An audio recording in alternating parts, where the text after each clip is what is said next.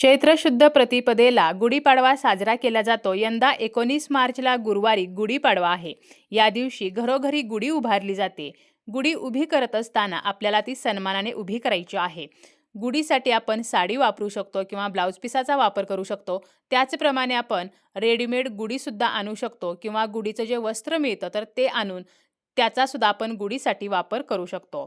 परंतु आपल्याला काळ्या रंगाची साडी किंवा काळ्या रंगाचे गुढीचे वस्त्र हे गुढीसाठी अजिबात वापरायचे नाही। पूर्ण पांढऱ्या रंगाची साडी, त्याचप्रमाणे भडक जे डोळ्यांना दिसायला उग्र रंग दिसतात तर अशा रंगांचा वापर करायचा नाही।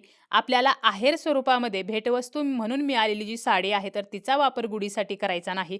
धुतलेली किंवा आपण नेसलेली साडी आपल्याला गुढीसाठी वापरायची नाही। गुढीसाठी जरीची किंवा काठपदर साडी वापरायची आहे। त्याचप्रमाणे आपण आपल्या राशीनुसार सुद्धा शुभ रंग हे गुढीसाठी निवडू शकतो। राशीनुसार कोणते शुभ रंग आहेत इन डिटेल माहितीसाठी खाली दिलेल्या त्रिकोणी प्ले बटनवरती क्लिक करा। संपूर्ण व्हिडिओ पहा।